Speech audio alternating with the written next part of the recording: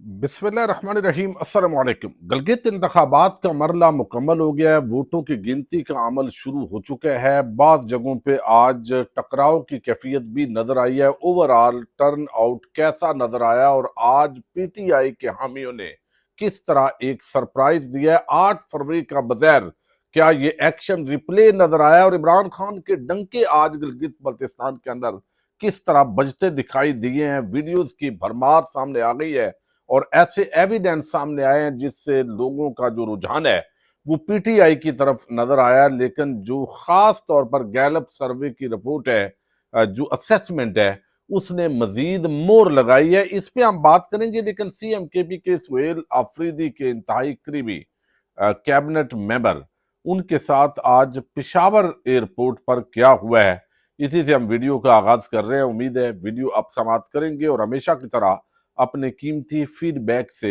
जरूर आगाह करेंगे। इससे पहले आप एक बात ज़हन में रखें कि पाकिस्तान के वजीर दाखिला मोहसिन नकवी, वो ईरान है। ईरान के अंदर जो ईरानी वजीर खारजा हैं अब्बास अरागची, उनके साथ उनकी मुलाकात हुई है। फील्ड मार्शल का उन्होंने पैगाम पहुंचाया है। अब क्या नए मरले का आगाज होने जा रहा है और कोई नए मुज़ाकरात शुरू होने जा रहे हैं। आने वाले दिनों में इस हवाले से भी तफसीलात आएंगी। दूसरी तरफ हम देख रहे हैं कि कश्मीर के अंदर कश्मीरी अवाम एहतजाज कर रही है और एहतजाज जो है वो बड़ा एक सख्त किस्म की सूरत हाल इख्तियार कर रहा है। सूरत हाल तशवीशनाक हो रही है, ख़ास तौर पर जब इंटरनेट बंद होता है, असल इंफॉर्मेशन नहीं आ रही होती और फिर प्रोपेगेंडा वो ज़्यादा फैल रहा होता है। तो इस दौरान जो असल खबर है वो ढूंढना बड़ा मुश्किल हो जाता है। तो इस वक्त जो कुछ कश्मीर में हो रहा है, यकीनी तौर पर इस पे भी हम नज़र रखे हुए हैं। लेकिन गिलगित के अंदर चूंकि आज इंतखाबात हो रहे हैं तो ये एक बड़ी ही आम डेवलपमेंट है जिसको देखने की जरूरत है। इस पे हम बात करेंगे। लेकिन एक बड़ी ही आम वजीर, आपको इल्म है, मीना खान अफरीदी, ये वजीर है और आप अंदाजा कीजिए, एक तरफ मरियम नवाज है, उनको खुली छूट है, उनकी पूरी काबीना, उनको जहाज मिला हुआ है, वो जहाज पे बैठती हैं और फजूल किस्म के दौरे करने पहुंच जाती हैं जहां पे उनका जाना जरूरी भी नहीं है। पंजाब गवर्नमेंट का खर्चा है और उस खर्चे पे वो पहुंचते हैं, मौजे हैं। शहबाज शरीफ वो आए रोज बैरून मुल्क के दौरे पे होते हैं। पाकिस्तान को उससे फायदा हो ना हो, वजीर आजम का जाना जरूरी हो या ना हो, बहरहाल वो ट्रिप जरूर बनाए रखते हैं कोई ना कोई शेड्यूल के अंदर। दूसरी तरफ पाकिस्तान के अंदर ही एक सूबा खैबर पख्तूनख्वा है जहां के तमाम आम ओहदेदारान जो है उनके लिस्ट PNIL लिस्टों के अंदर नाम है, ECL के अंदर बाद लोगों के नाम है। अब वो बैरून मुल्क सफर नहीं कर सकते, पासपोर्ट पे ट्रैवल नहीं कर सकते। अब मीना खान अफरीदी के साथ भी आज यही हुआ है। वो वजीर तालीम भी हैं और उन्होंने वो एक विजिट के सिलसिले में जर्मनी जाना था, वहां से इनविटेशन थी। उसका खैबर पख्तूनख्वा के जो नौजवान हैं वो कहते हैं कि उनको बड़ा फायदा होना था, लेकिन एयरपोर्ट पर रोक लिया गया और उनको नहीं जाने दिया गया चूंकि उनका उस लिस्ट में नाम है जो बैरून मुल्क ट्रैवल नहीं कर सकते। और मेरा अपना भी उसी लिस्ट के अंदर नाम है। हालांकि कभी हमने इस तरह का काम नहीं किया जिसके अंदर जो है वो इस तरह की लिस्टों में नाम डाले जाएं, लेकिन बहरहाल ये मौजूदा जो रजीम है उसकी मेहरबानी है। अच्छा, अब मीना खान अफरीदी जो है, उन्होंने पिशावर हाईकोर्ट के हुक्म के बावजूद, उन्होंने कहा कि पिशावर हाईकोर्ट के हुक्म के बावजूद मुझे एयरपोर्ट पर FIA इमिग्रेशन वालों ने रोक कर जाने नहीं दिया। मुझे यूनिवर्सिटी ऑफ टोबिंगन जर्मनी की दावत पर मदऊ किया गया था। उनके साथ खैबर पख्तूनख्वा की जामियात और तलबा और तलबात के लिए कई चीज़ों पर पेशरफ्त हुई थी जिसे हतमी शक्ल देना थी।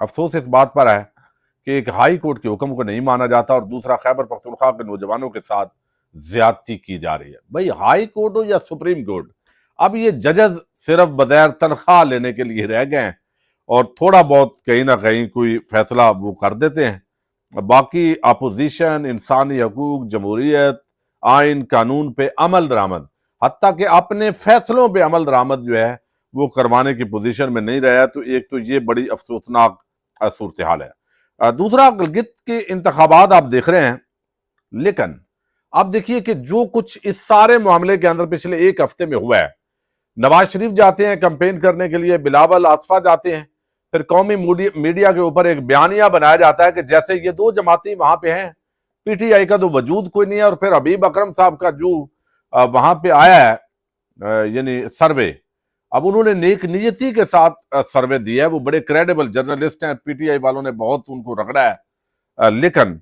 वो जहां से उन्होंने दिया है, बहुत सारे लोग होते हैं जो आपके हामी होते हैं लेकिन खुल के वो सामने बात नहीं करते। तो अब आज जो गैलप सर्वे है उस वो पहले आपके सामने रख देता हूं, और फिर आज के इंतखाबात के अंदर जो कुछ हुआ है, नून लीग पीपल्स पार्टी ये आई इस्तेकाम पाकिस्तान जो एक अहम पार्टी बस कागजी पार्टी है और उसके अंदर हवा भरी जा रही है, तो वो वीरान आपको नजर आया। और बहुत सारे लोग ऐसे भी थे जिन्होंने वही पर्चियां उसी तरह कटवाई जैसे 8 फरवरी को मुखालफ जो कैंप थे नून लीग पीपल्स पार्टी वालों से, और वोट जाके उन्होंने पीटीआई को दिया है। अब फॉर्म 45 के अंदर ही तब्दीलियां की जाती हैं।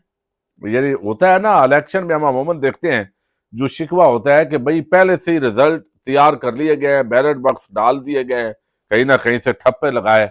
बहरहाल इस तरह की अभी एविडेंस नहीं सामने आई, चूंकि जू ये गिनती होगी तो चीजें सामने आएंगी।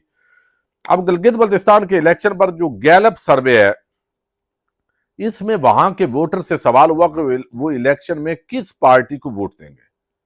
अब गैलप सर्वे हालांकि पीटीआई के हक में नहीं है, लेकिन उन्होंने जो नताइज दिए वो कहते हैं नताइज के मुताबिक 27% लोगों ने पीटीआई, 24% ने पीपी और 14% ने नून लीग का नाम लिया। डाटा के मजीद तजिया में 3 से 2 इजला दयामीर और गिलगित में पीपी को बरतरी है और बल्तिस्तान में पीटीआई आगे है, इसलिए फ्लैग का ख्याल पीपीपी ज्यादा सीटें जीतने का है।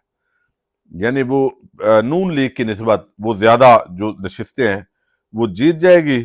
और वोट यानी इनफरादी बाद औक़ात होता है सीटों के एतबार से, वो समझते हैं मुमकिन है पीपल्स पार्टी जो है वो करीब करीब हो जाए, वरना पीटीआई जो है वो इस वक्त जीतती नजर आ रही है। अब एक बात तो गैलप सर्वे की आई है, फिर जो वहां पे डिटेल इस वक्त वीडियोज आई हैं उसके अंदर वादे तौर पे देखा जा सकता है एक तो जो टर्न आउट है वो बेहतर हुआ है, अगरचे नाकस इंतजाम थे इलेक्शन कमीशन के, बाद जगहों पे जो अमला है उसकी तैयारी नहीं थी, उनको मतलूबा सामान फराम नहीं किया गया था, बाद जगहों पे आपस के अंदर टकराव भी हुआ, नून लीग पीपल्स पार्टी के कारकुनान की भी लड़ाइयां हुई, पीटीआई जो है वो ऑलरेडी चूंकि इंतजामिया की सपोर्ट उसके पास नहीं है, फिर पंजाब पुलिस की जो भारी नफरी वहां पे गई है उस पर बड़े सवालात उठ रहे हैं। अब इस सारे माहौल के अंदर ओवरऑल अगर ज्यादा लोग वोट कास्ट करते हैं तो इसका जो बेनिफिट है वो एक तो तजियाती तौर पर पीटीआई को मिलने की तवक्को है। दूसरा, पोलिंग टाइम खत्म हो गया, जो इस वक्त अंदर हैं वो चंद जगहों पे वोट डाल रहे हैं और बाकी वोटों की गिनती बाद जगहों पे शुरू हो चुकी है, आप देख रहे हैं। और जब तक ये वीडियो पब्लिक होगी मुमकिन है रिजल्ट अनाउंस होना वो प्रॉपर शुरू हो जाएंगे, लेकिन टीवी चैनल्स पे नजर रखिएगा, चूंकि बदयांती, खयानत और प्रॉपर एक मैनेजमेंट के तहत ये सारी चीजें जो है वो हो सकती हैं। चूंकि ऐसे लगता है कि ये 8 फरवरी का एक्शन रिप्ले हो सकता है। जो वीडियो सामने आई है उनके मुताबिक तो अक्सरियत ने जो वहां पे सहाफी मौजूद थे उनको बताया कि वो पीटीआई पर ठप्पा लगाने जा रहे हैं। फिर यहां पे ये भी देखा गया कि ये मैं थोड़ा आपको यानी इस वक्त चूंकि बहुत ज्यादा वीडियोज आई हैं और कैदी 804 के डंके जो है वो बजे हैं पूरी तरह, ये दिखाई दे रहा है खैबर यानी गिलगित बल्तिस्तान से। तो अब यहाँ पे लोगों ने कहा जी हम पीटीआई को वोट देंगे, फिर कुछ पीपल्स पार्टी, कुछ नून लीग।